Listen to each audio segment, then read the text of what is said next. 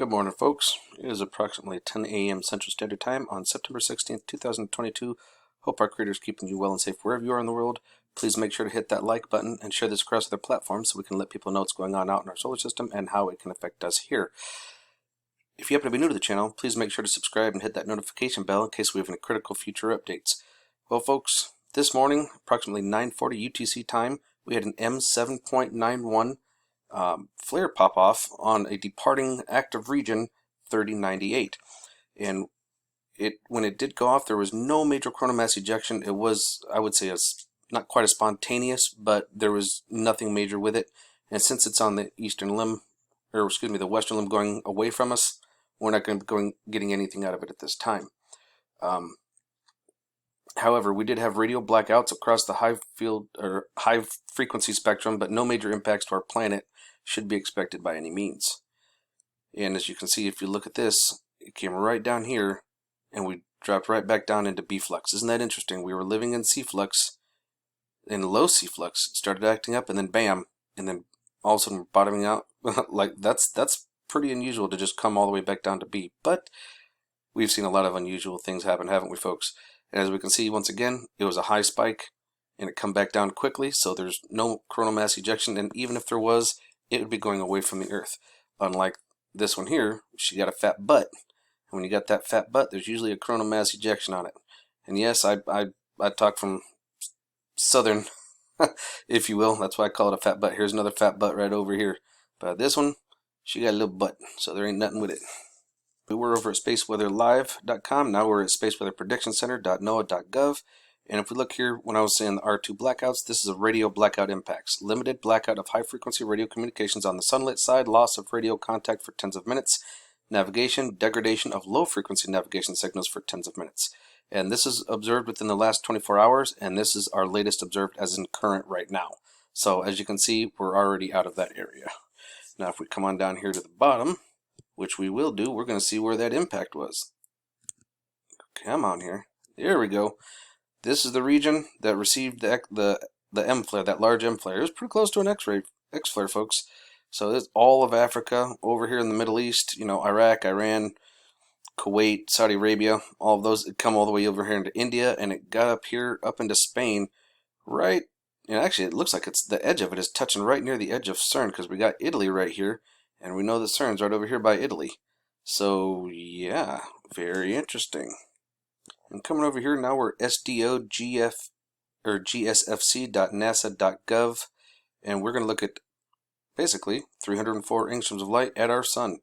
Now, as we take a look here, we're actually going to watch a couple of filaments erupt, and they're coming right over here. So here's our first one right there. See by my cursor, whoosh. We might get a slight glancing blow from that one or the next one. There's actually a couple of them here, but if you look when this one's going, there's one over here that's going off too. See this one here releasing? Now that's not coming at us, but this one we might get a little whiff out of that. That's very possible. And then we have a secondary one that actually comes off right down here. See this? How it kind of whips it. See that? It doesn't come off straight. It whips around. See how it whips? So that could fling a little bit in our direction as well. Now, when it comes for looking at our... now look at the solar canyon that actually opened up here. Look at that canyon of fire. Whoosh. That's pretty significant. Got lots of dancing. Now you think, now there's our M flare. So it's the departing limb, and it did kind of flare up, but it was just one quick little flare and it was over. Boom, that was it. However, I do have my eyes on a couple of things. The filament dancing over here. That's a ribbon, folks. It's a ribbon kind of like, you know, these are ribbons here. This is a ribbon. This is a ribbon. We're just seeing how far off of the sun's surface it is over here. So that'll be interesting when it gets around to facing us. Now, speaking of that, right here we can see the coronal mass ejection from the other day, that big boom. Now as you can see, we're barely getting a glancing blow from it. If you watch, see that?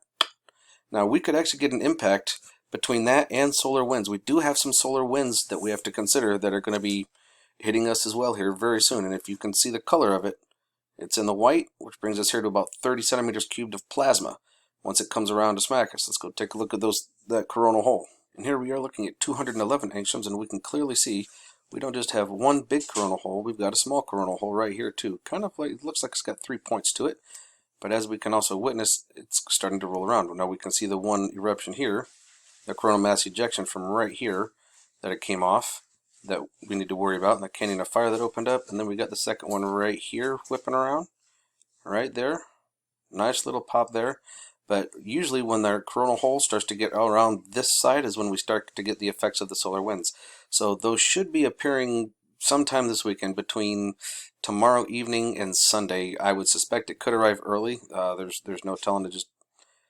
It's hard to say exactly when, but it is coming. So eyes on that, and take a look at this. Looks like we've got some other coronal holes, small coronal holes right here, and looks like a big one wants to open up. Jeez Louise. Now, I also did come over here to spaceweather.com, where they do a lot of tracking for our meteors, and from the meteor position stuff that we were looking at, September 24th, 23rd, like there's nothing here that's going to be close. Close is always highlighted in pink.